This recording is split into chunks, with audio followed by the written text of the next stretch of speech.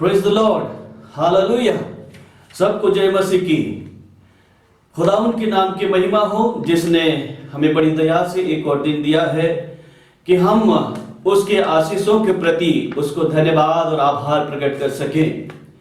मैं एंजेला और अभिषेक का भी धन्यवाद करता हूं, जो बड़ी मेहनत से गाने रिकॉर्ड करके हम तक पहुंचाते हैं और फिर उसको आप तक पहुंचाया जाता है इस वीडियो के माध्यम से। और मुझे उम्मीद है कि आप इन गानों के द्वारा आशीष प्राप्त कर रहे हैं और प्रभु की महिमा कर पा रहे हैं।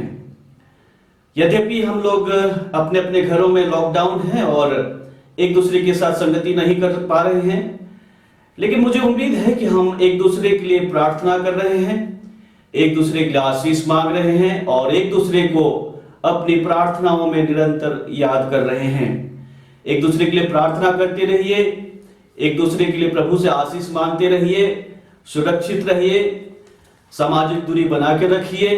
जरूरत पड़े तभी आप मार्केट जाइए, नहीं तो आप घर में ही रहें और बाइबल पढ़ें, प्रभु के नाम की महिमा करें, गीत गाएं और उस खुदावंद के नाम की बड़ाई करें। वो सर्व सामर्थी परमेश्वर है, वो बल और ताकत और तंदुरुस्ती देता है और उसकी उपस्थिति उसके बच्चों के साथ जहां कहीं वो रहते हैं वहां पर बना रहता है, क्योंकि स्वयं यीशु मसीह ने कहा, जहां 2 या 3 लोग मेरे नाम से एकत्रित होंगे, मैं उनके बीच में उपस्थित होऊंगा।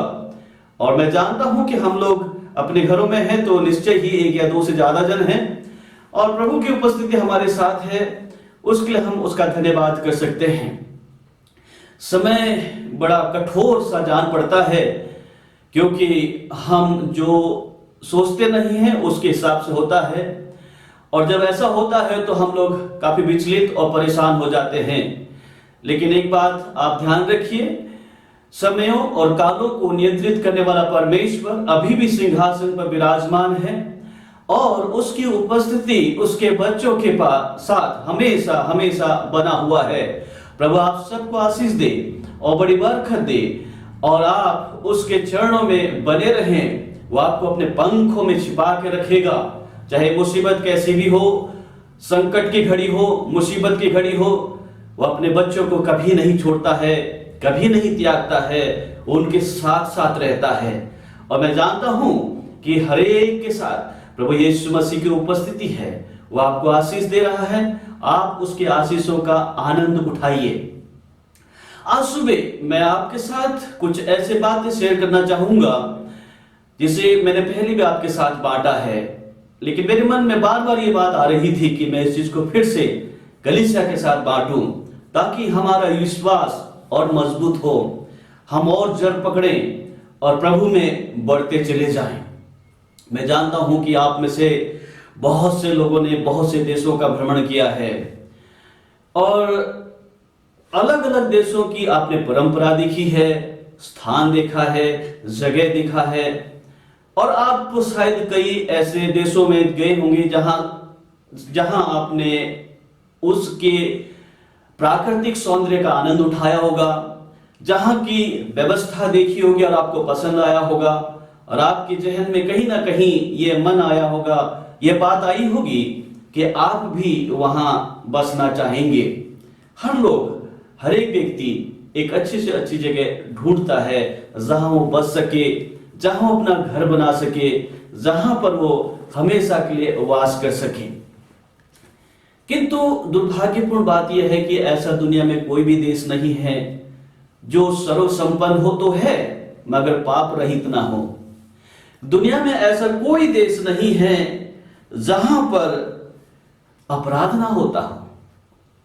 आपको शायद वहां की नेचुरल ब्यूटी, सौंदर्य, उस नगर की व्यवस्था, उस देश की राजनीतिक हालात शायद आपको बहुत पसंद आए, लेकिन वो देश भी कहीं ना कहीं क्राइम या अपराध में कहीं ना कहीं डूबा हुआ है।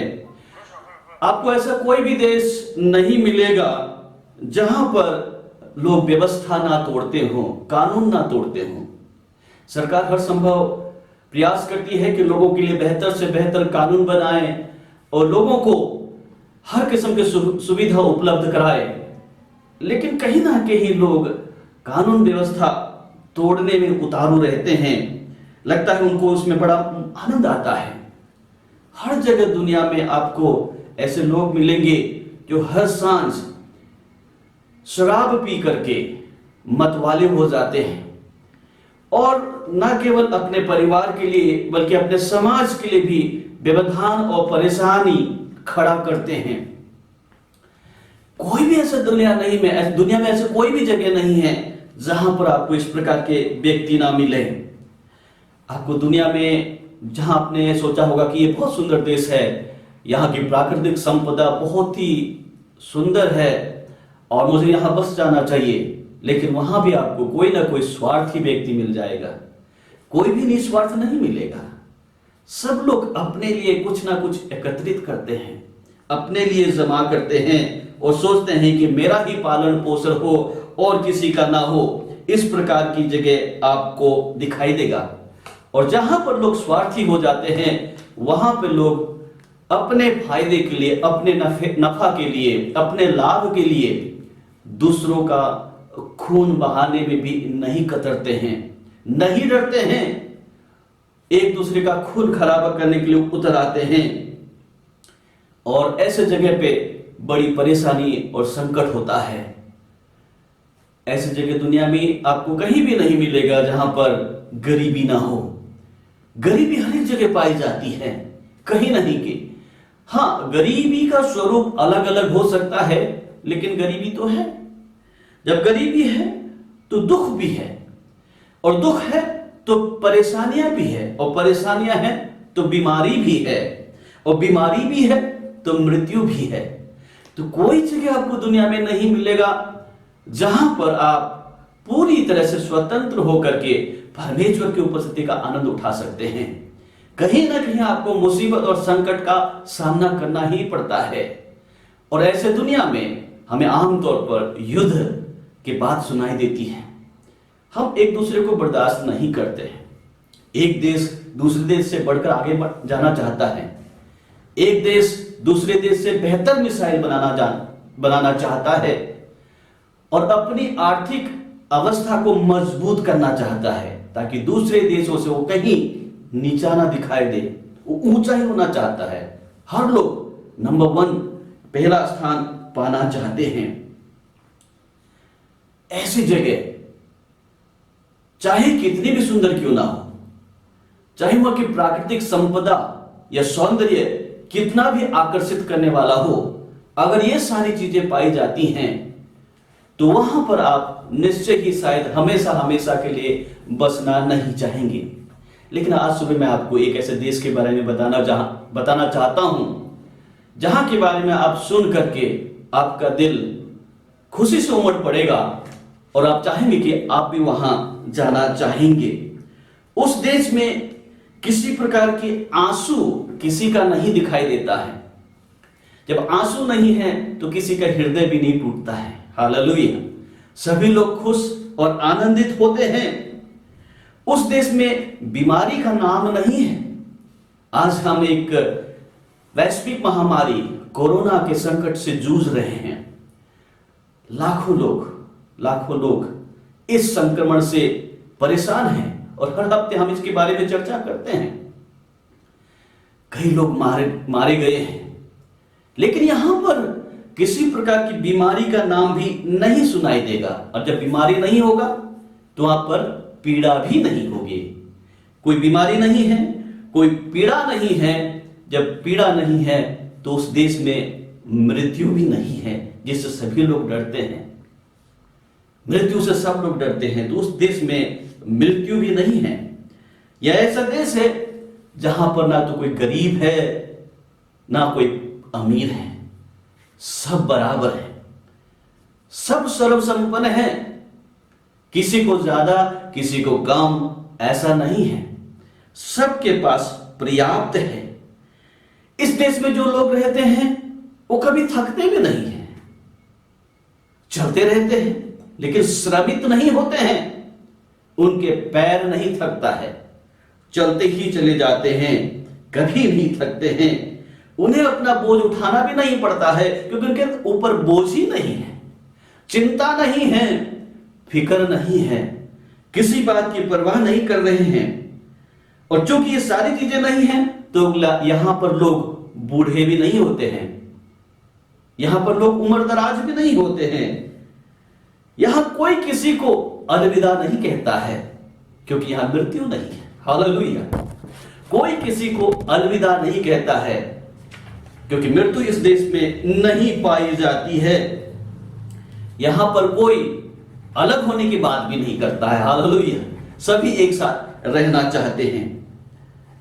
यहां पर कोई किसी को निराश भी नहीं करता है।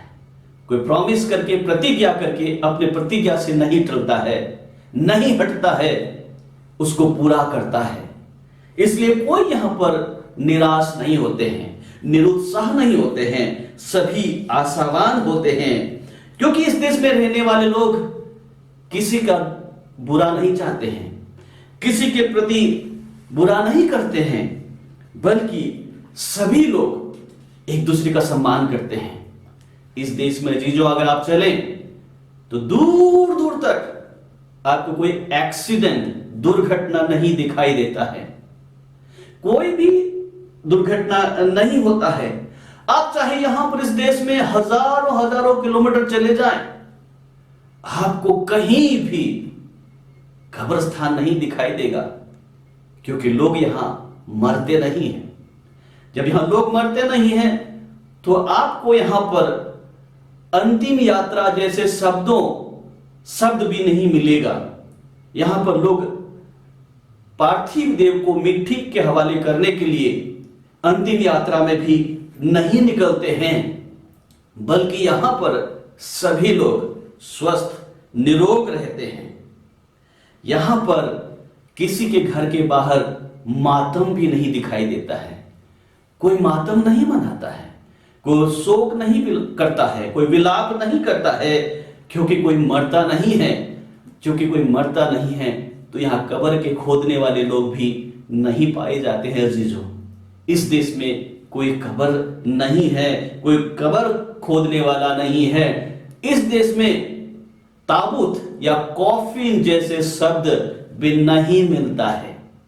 यहां पर कोई कॉफिन भी नहीं है इस देश में। इस देश में रहने वाले लोगों के वस्त्र बड़े सुंदर होते हैं, चमकीले होते हैं। उनके वस्त्र विलाप का नहीं होता है, सुंदर पवित्र सफेद पोशाक लोग धारण करते हैं। और लोग आनंदित और उत्साहित होते हैं। इस देश में कोई भी चीज खराब नहीं होता है। यहां के फूलों के बारे में क्या कहना। आज हमारे इस देश में अलग अलग प्रकार के फूल होते हैं, लेकिन उसमें खुशबू नहीं है। आप कोई भी फूल उठा के देखिए, सूंघिए, शायद ही आपको एक या दो फूलों में से खुशबू नजर आ जाए, आपको खुशबू सूंघने को मिले। लेकिन सुंदर बहुत है फूल यहां के भी। लेकिन वहां उस देश में जो फूल खिलते हैं उसमें प्राकृतिक खुशबू की भरमार है। आप चाहे दूर क्यों ना हो किसी बगीचे से, लेकिन वहां से धीमी धीमी फूल की खुशबू आप तक आती है। और जब इतने सुंदर खुशबू फूलों से आता है तो वहां पर किसी को डिओड्रेंट लगाने की भी जरूरत नहीं पड़ती है, क्योंकि उस फूल के खुशबू से सभी लोग आनंदित हो जाते हैं, मगन हो जाते हैं, प्रसन्न हो जाते हैं। यहां पर किसी प्रकार का भूकंप भी नहीं आता है, ना ही कभी कोई ज्वालामुखी फूटता है। बिल्कुल शांत है। ना ही समुद्र के किनारे इस प्रकार के थपेड़े आते हैं जो लोगों के घर को बर्बाद करता है, व्यवसाय को बर्बाद करता है। बल्कि यहां के समुद्र के किनारा तो बिल्कुल सुहाना है, सुंदर है, किसी प्रकार की परेशानी नहीं है। इस देश में काले बादल भी नहीं छाते हैं जो मनुष्य को डराए। यहां बिजली भी नहीं गिरती है जिससे लोग मर जाएं, बल्कि यहां तो आसमान सदा काल के लिए नीला ही रहता है, किसी प्रकार की परेशानी नहीं होती है। इस देश में कोई पियक्कड़ भी नहीं पाया जाता है। मैंने थोड़ी देर पहले कहा कि हम दुनिया में चाहे कितनी भी सुंदर देश में चले जाएं, जहां पर सब कुछ बहुत अच्छा हो, लेकिन वहां पर कहीं ना कहीं ऐसे पियक्कड़ मिल जाते हैं जो समाज को परेशान करते हैं, घरों को परेशान करते हैं, अपने आप को परेशान करते हैं। लेकिन यहां पर किसी प्रकार के पियक्कड़ आपको नहीं मिलेगा। लोग प्रसन्न रहते हैं। जब यहां पर अपराध नहीं होता है तो यहां पर जेल खाने भी नहीं है, कोई जेल भी नहीं है जिसमें लोगों को बंद किया जाए, क्योंकि अपराध ही नहीं होता है। इस देश में और एक बहुत खूबसूरत चीज है, यहां के दरवाजों में ताला नहीं लगता है। हम लोग जब घर बनाते हैं तो अपने घर को सुरक्षित करने के लिए बड़े बड़े फाटक लगाते हैं, मजबूत फाटक लगाते हैं, दरवाजों को सुरक्षित कर लेते हैं और हैरिसन का ताला ला करके लगा लेते हैं। लेकिन यहां पर लोग अपने घरों में ताला नहीं लगाते हैं। खिड़कियों में वो लोहे का जो बार होता है ना, वो भी नहीं होता है, क्योंकि यहां पर चोर नहीं होते हैं, चोरी करने नहीं आता है और नुकसान करने भी नहीं आता है। यहां पर किसी प्रकार की अश्लील तस्वीर भी नहीं दिखाया जाता है, ना ही कोई अश्लील किताबें हैं, क्योंकि लोग धर्मी हैं। यहां पर यह वो देश है जिसके बारे में मैं बार बार बात कर रहा हूं। इस दुनिया में तो संकट है, दुख है, परेशानी है, दुनिया भर की बातें हैं। लोग हर रोज अपनी जिंदगी से लड़ते रहते हैं, लेकिन वहां पर कोई लड़ता नहीं है। वहां पर सदा सदा आनंदित होते हैं। क्या आप उस देश में नहीं जाना चाहेंगे? अब आप सवाल पूछेंगे, क्या आप इस देश में गए हो? जी नहीं, अभी तक तो नहीं गया हूं मैं, लेकिन मैं जानता हूं इस देश के बारे में किसी ने मुझसे कहा है, जो लगभग 2000 साल पहले इस धरती पर आया था। उसने इस किताब में कहा, मुझे बताया कि वो उस देश से आए हैं, यहां थोड़ी दिनों के लिए रहने के लिए आए थे, और आकर जब उन्होंने लोगों को इस बारे में बताया तो शायद लोगों ने उसको पसंद नहीं किया, मार डाला। लेकिन वो जब तक इस धरती पर थे, मैं जानता हूं वो बड़े ही होमसिक फील करते होंगे, क्योंकि हर रात को अपने शिष्यों से अलग होकर के किसी पहाड़ में, किसी बगीचे में या कहीं कोने में बैठ करके अपने उस पिता से बातचीत करते थे। संभव तो वहां की चर्चा करते होंगे, वहां के जलवायु के बारे में बातचीत करते होंगे, और शायद सोचता होगा कब मेरा समय यहां पूरा होगा कि मैं वापस वहां लौट के चले जाऊं, उस देश में जहां पर आंसू बहाना नहीं होता है, जहां पर रोना नहीं होता है, जहां पर दांत पीसना नहीं होता है, जहां लोग बुरा नहीं सोचते हैं, जहां पर चोर नहीं है, जहां पर लोग दरवाजों में ताला नहीं लगाते हैं, जहां पर किसी प्रकार की वायरस नहीं है, विषाणु नहीं है, उस देश के बारे में शायद वो सोचता होगा कब मेरा दिन पूरा होगा और मैं वापस वहां लौट के जाऊं। इतना सुंदर, क्योंकि वहां पर लंगड़े भी नहीं होते हैं, कोई लंगड़े भी नहीं है, लूला भी नहीं है, कोई अंधा भी नहीं है, सब कोई ठीक ठाक है। इसने मेरे से कहा है उस देश के बारे में, और जिन्होंने ये कहा वो बिल्कुल सही कहा है, क्योंकि वो मरकर मुर्दों में से जी उठे हैं और जिंदा हैं, और उसी ने यही कहा उस देश के बारे में, मुझे इस किताब में मुझे बताया है, इसलिए मैं विश्वास करता हूं वो जल्दी आने वाला है हम सबको लेने के लिए उस देश में, और उस देश में ले जाकर उस नगर में हमको रखने वाला है जो उसने हमारे लिए तैयार किया है। जो नगर उसने तैयार किया है वो बड़ा ही अद्भुत है। इट्स अ मार्वलस सिटी, एक बड़ा अद्भुत शहर है जिसके बारे में जितना गुणगान किया जाए उतना ही कम है, और उस शहर के बारे में हम जितना कुछ बातचीत करें वो थोड़ा ही पड़ता है। इस पुस्तक में, मुझे मालूम है आपके पास है, इस पुस्तक के आखिरी पुस्तक का आखिरी 2 अध्याय में इस शहर के बारे में और इसकी गुणवत्ता के बारे में लिखा गया है, जहां पर यह कहा गया है परमेश्वर की महिमा उस नगर में थी, उस नगर में है, जो आने वाला है। उसके बारे में 2-4 बातें मैं जल्दी से यहां कह के समाप्त करूं। उसके बारे में लिखा है उसकी शहरपना बड़ी ऊंची थी, बल्कि इस प्रकार से लिखा हुआ है परमेश्वर की महिमा उनमें थी, अर्थात बिल्लौर के समान यशब की तरह स्वच्छ थी। उसकी शहरपना बड़ी ऊंची थी और उसके फाटक, उसके 12 फाटक और फाटकों पर 12 स्वर्गदूत थे, और उन फाटकों पर इस्राएलियों के 12 गोत्रों के नाम लिखे थे। पूर्व की ओर 3 फाटक। ये नगर मैं इसे नहीं पढ़ूंगा, मुझे मालूम है आपके पास बाइबल है, आप उसे पढ़िएगा, आपको बड़ा आनंद आएगा, आप बड़े प्रसन्न हो जाएंगे इसको सुन करके, उसको जान करके। मैं जानता हूं आप उसे पढ़ते हैं, लेकिन मैं फिर से चाहूंगा कि एक बार फिर पढ़िएगा, और पढ़ें, ध्यान से पढ़ें, दुआ करके पढ़ें इस नगर के सुंदरता के बारे में। एक बड़ा सा नगर, ऐसा नगर शायद दुनिया में आपको कहीं ना देखने को मिले, बहुत ही सुंदर, बहुत ही खूबसूरत, जिसके गुणों के बारे में जितना चर्चा करें। इस नगर की जो नींव है वो 12 नींव है, वो 12 प्रेरितों के नाम पर डाले गए हैं। और इस नगर के चारों तरफ जो है 12 फाटक है, और वो 12 फाटक इसराइल के 12 गोत्रों के नाम पर है। बड़ा अजीब शहर है, बड़ा सुंदर है। इसकी लंबाई चौड़ाई के बारे में इसमें लिखा हुआ है, मैं उसे नहीं पढ़ता हूं, आप उसको पढ़ लीजिएगा। वर्गाकार है ये शहर, बड़ा लंबा, बड़ा चौड़ा, ऊंचा भी है। हालेलुया। और उस नगर की खूबसूरत यह है कि वो अच्छी तरह से बहुमूल्य पत्थरों से, यशब, माणिक इत्यादि, मरकत, लालमणि, गोमेदक, माणिक्य, पीतमणि, पेरोज, पुखराज, लहसनिया, धूम्रकांत, याकूत, मोतियों और क्या क्या न जाने अलग अलग बहुमूल्य पत्थरों से यह नगर सजाया गया है। यह शहर, नगर आपके लिए और मेरे लिए है।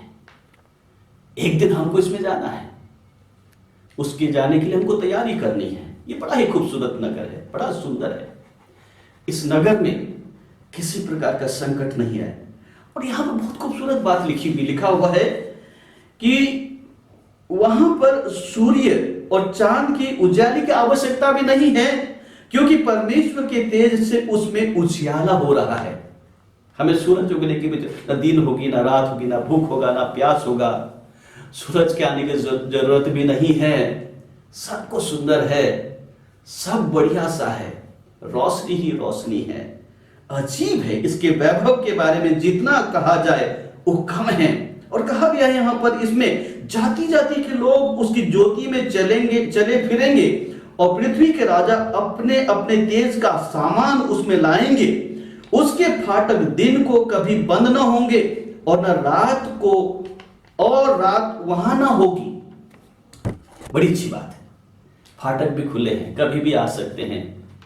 प्रियो, ये बहुत ही खूबसूरत है। इस शहर में बीचों बीच एक सिंहासन है परमेश्वर का, वहां से एक नदी भी निकलती है। नदी हमेशा एक प्रॉस्पेरिटी को दिखाता है, वहां पर प्रॉस्पेरिटी है। नदी के दोनों तरफ पेड़ है और ये बारहमाह फलते रहते हैं। इसके पत्ते से भी लोग चंगे होते हैं, अर्थात कोई संकट और मुसीबत नहीं है। ये इतना खूबसूरत नगर शायद दुनिया में कहीं किसी देश में नहीं है, ये सिर्फ वही है। उस देश के लिए मैंने तो रजिस्ट्रेशन करा लिया है। क्या आपने रजिस्ट्रेशन कराया है? क्या आपने उस देश की नागरिकता ग्रहण कर ली है? मैंने जब से इस देश के बारे में सुना, मेरा दिल उस देश में जाने के लिए तड़पता है। मैं दिन और रात प्रतीक्षा करता हूं, कब मैं इस देश में जाऊं, कब मैं इस देश में वास करूं, जहां ना कोई मुझसे जलेगा, ना ही किसी प्रकार की परेशानी होगी। प्रियो, आइए हम निर्णय लें। इस दुनिया में संकट और मुसीबत, समस्याएं बहुत हैं, हम उसको चाह कर भी हटा नहीं सकते हैं। लेकिन उस देश में जब हम पहुंच जाएंगे, सदाकाल के लिए आनंद ही आनंद, आनंद ही आनंद होगा। हालेलुया। प्रभु सबको आशीष दे और अपने पंखों काट में छिपा के रखे।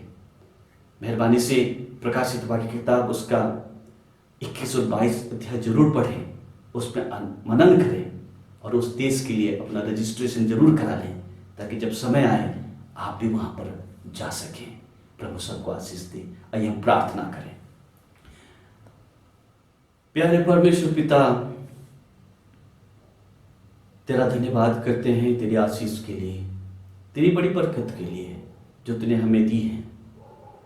प्रभु, इस दुनिया में हमको दुख और संकट और मुसीबत का सामना हर दिन करना पड़ता है।